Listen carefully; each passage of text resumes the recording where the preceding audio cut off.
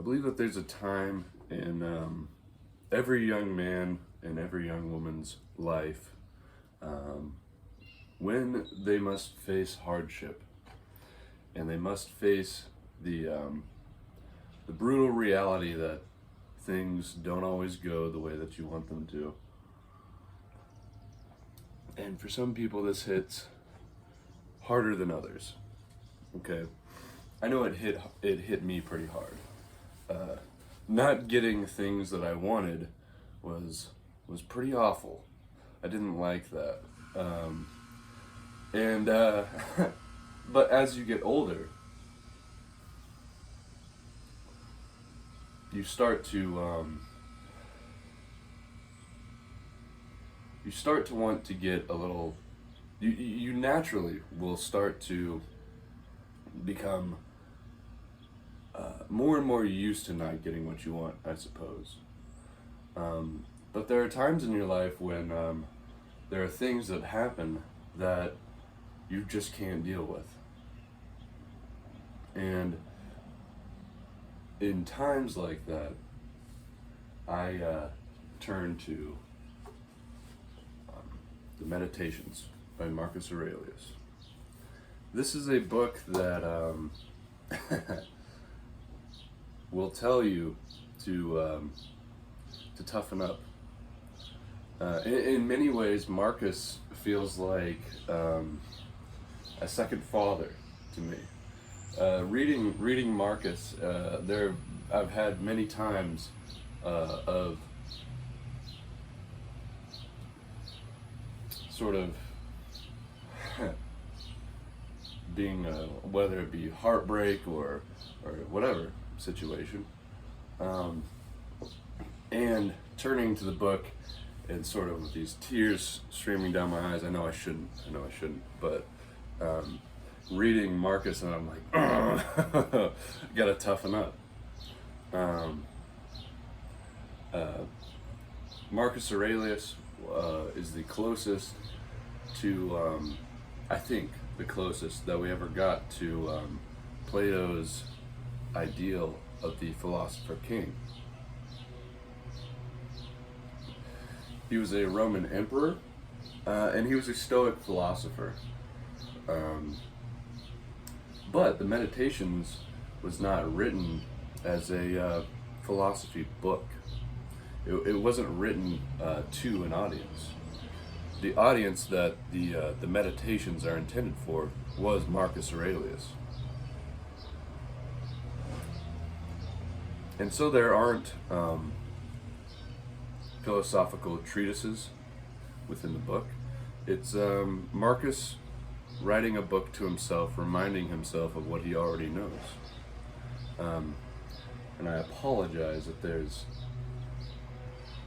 all of a sudden, as soon as I went to record, everybody decided that it's time to mow the lawn.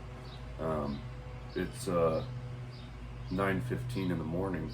I just woke up, and it's about to get really hot here in Kansas, so everybody's trying to mow their lawn before it gets too hot out. So I apologize for the poor sounds, but this is a bit of an ASMR experience, right? I'm your friend here talking to you about Marcus. So where were we? Marcus, he's writing a book to himself, and he actually never intended for any of his writings to be seen by anybody other than himself. I believe when he died, he had written that he in his will, essentially, that he wanted all of his writings to be burned. Now, thankfully, that's typically the cue when somebody tells you to burn all their writings. That's typically the cue to not burn them. So thankfully, somebody had the foresight to be like, he wants us to burn these, and let's go ahead and give him a good read. And they said, this is just too good. Now, Marcus Aurelius means Marcus the Golden, which is very suits him, I would say. He is quite a gold soul in the Platonic sense of the myth of the metals. He's a very rational guy. But he's aware of his irrational side as well. And many of the passages in the book are him rebuking himself and saying, like, you know that every day you're going to have to wake up and deal with people that are just awful, because he's a Roman emperor. You have to think that he's the loneliest man in the Roman Empire. Okay, it's lonely at the top.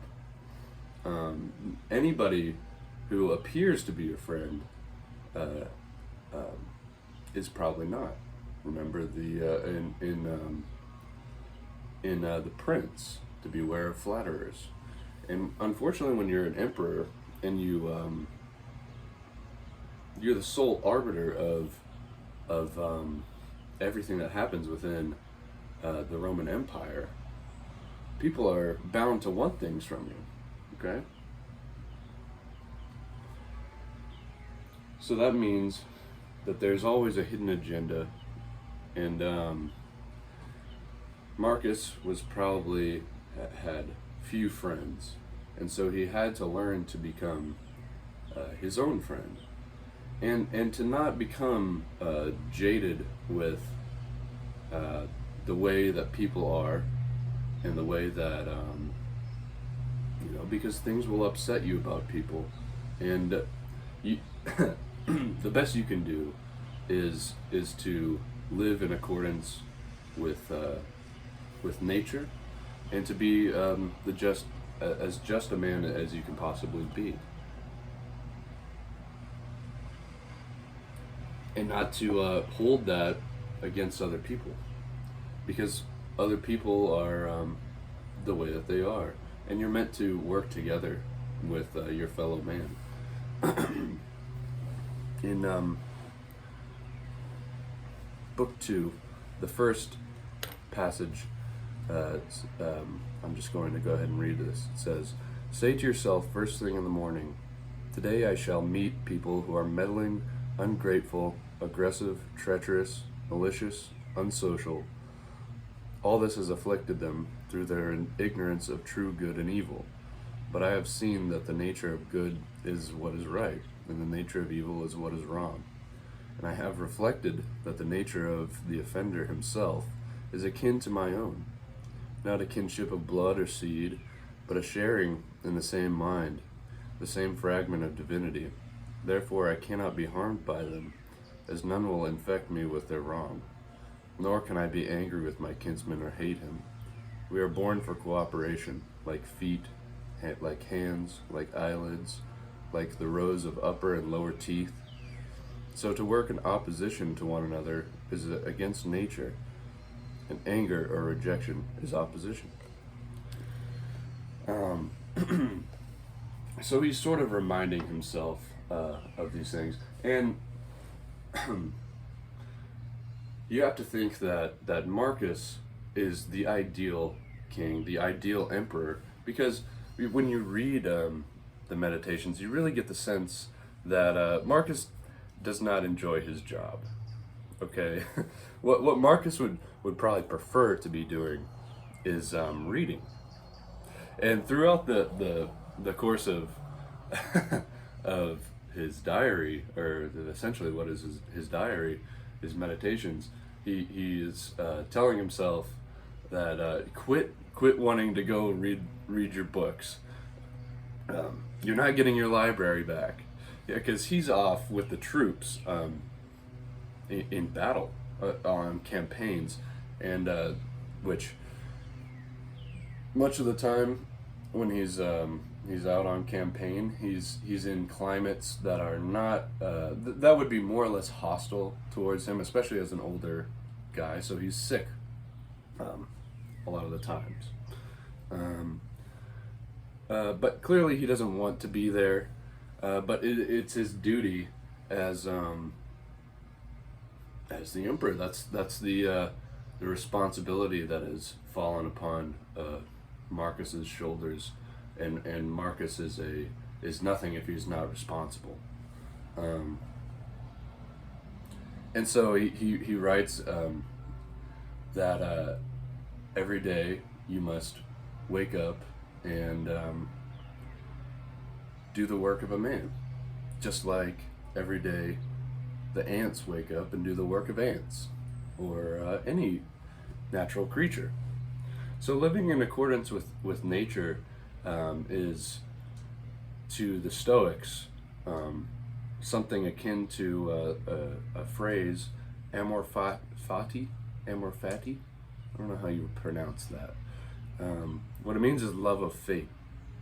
And so what it is, it's outcome independence. It's sort of being detached from how you wish things were, and being okay with the way that things are, because that's what you were set out to do.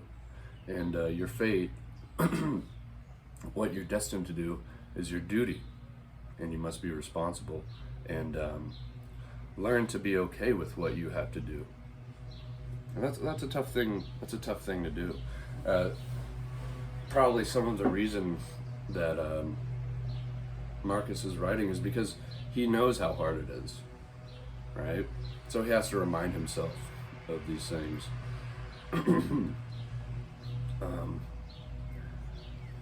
Many good passages in the Meditations. When I first read Marcus Aurelius and the Stoics was sort of my first introduction to philosophy in general. Was my sort of first look into anything outside of Christianity and church sort of doctrine and dogmas. And I was in a point of my life where I was sort of walking away from the faith, I suppose. Or I realized that I didn't have faith to begin with, and that I was sort of just following it as a philosophy, which made me think that, well, maybe I should reach out and see some of these other philosophies. And I think that Stoicism is a great introduction to philosophy. I don't think that you can go wrong reading Marcus. The ideas within Stoicism, it would be very difficult to come to some sort of rash or dangerous outcome by reading them. I think that what it will serve to toughen you up, and hopefully, right? But when I first read Marcus, I think my first initial reaction when he's talking about living in accordance with nature was that living in accordance with nature seems to me that would only serve to make me more bestial, right? And that sort of comes from Christianity and thinking in such a way that to be in accordance with nature is corrupt, and the ways of this world are evil. And so when I read Marcus, and he says to live in accordance with nature, I didn't really understand what that meant. I think I have a better understanding of what that means now, but there are questions about it, because, and I believe Nietzsche writes in Beyond Good and Evil that it's not that the Stoics followed the way that the true nature, the true way that things are, but they sort of have taken nature and sort of twisted it in such a way that it fits the ideal that they have, and say, well, that's nature. That very well may be true, because living according to reason, and to be the best man you can be, may not always be in accordance with nature. In a lot of ways, it's sort of trying to get beyond nature. That's just my opinion, you know. Feel free to correct me or tell me that I'm maybe I've missed some things in that line of thinking. But go ahead and read another passage here. This is also in book 2. The works of the gods are full of providence. The works of fortune are not independent of nature, or the spinning and weaving together of the threads governed by providence. All things flow from that world, and further factors are necessity and the benefit of the whole universe, of which you are a part. Now every part of nature benefits from that which is brought by the nature of the whole, and all which preserves that nature. And the order of the universe is preserved equally by the changes in the elements and the changes in their compounds. Man, somebody's burning out. Must be their first time using a zero-turn radius lawnmower. What they're doing out there is, yeah, they're just going all the way with that stick and just going. That's really distracting. I'm sorry. Where was I? Now every part of nature benefits from that which is brought by the nature of the whole, and all which preserves that nature. And the order of the universe is preserved equally by the changes in the elements and the changes in their compounds. Let this be enough for you and your constant doctrine. And give up your thirst for books, so that you do not die a grouch, but in true grace and heartfelt gratitude to the gods. There he is reminding himself that quit being so bummed out that you can't go read, because that's what he wants to do. But he knows that he has a responsibility and a duty to his people and a duty to the gods and to his natural place within the world, in the way that the natural place in the world for a bird is to fly. For Marcus, it is to be the emperor and to be the best emperor possible. But what he says there about every part of nature benefits from that which is brought by the nature of the whole. This reminds me a little bit of Heraclitus and the confluence. Is that the right? I don't know. The confluence of elements. I don't know if that's the right term or word to use, but how change and things go against one another and come back sort of into one another, and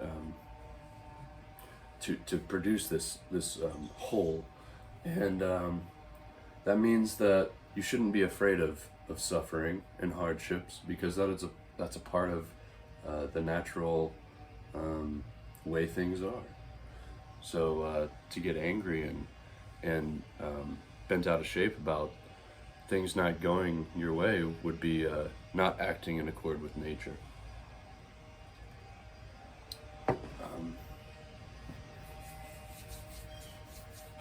Just trying to think what else I would wanted to say about this.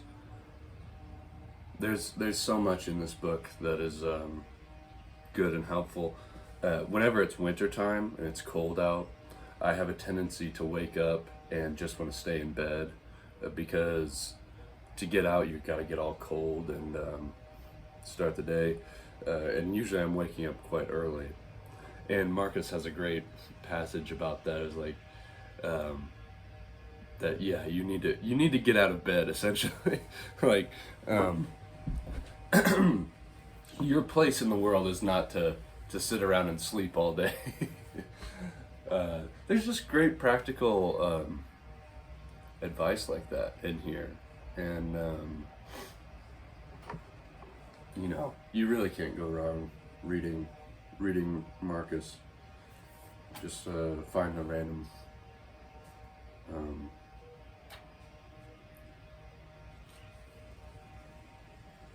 For a rational being to act in accordance with nature is also to act in accordance with reason. Let any external thing that so wishes happen to those parts of me which can be affected by its happening, and they, if they wish, can complain. I myself am not yet harmed unless I judge this occurrence something bad, and I can refuse to do so. Something about this, I don't know that simply reading an idea and being being rational and knowing that that all things are sort of work for the good, the natural whole of the universe. Life, death, suffering, pleasure, joy. All these are parts of life.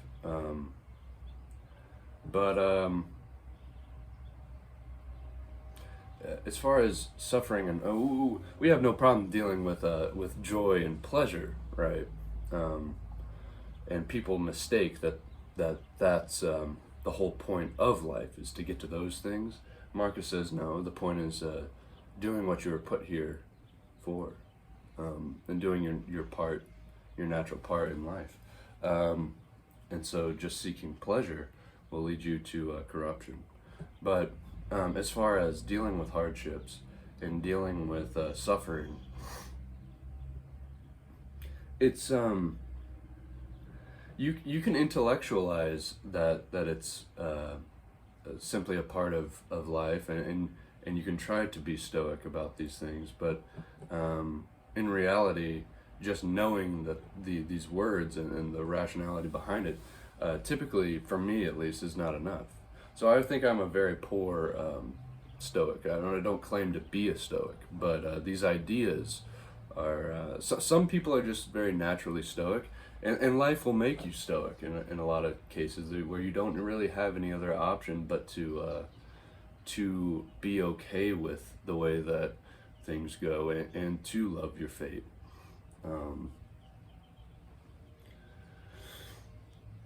But I guess what I'm saying is I don't know if it's a thing that you can just sort of, once you understand Stoicism, that you're just able to be stoic all the time.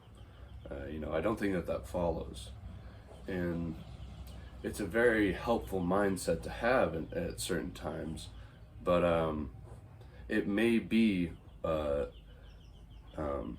in the same way that following Christ and trying to be Christ-like is impossible.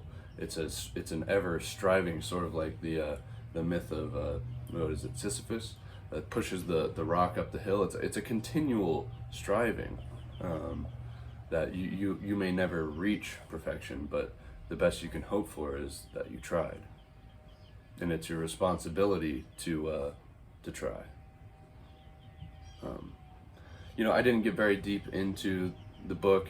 I'm making this video based off of a request to talk about, specifically to talk about book 2, because there's some interesting passages in here. I'm sorry, I'm not going to get to that.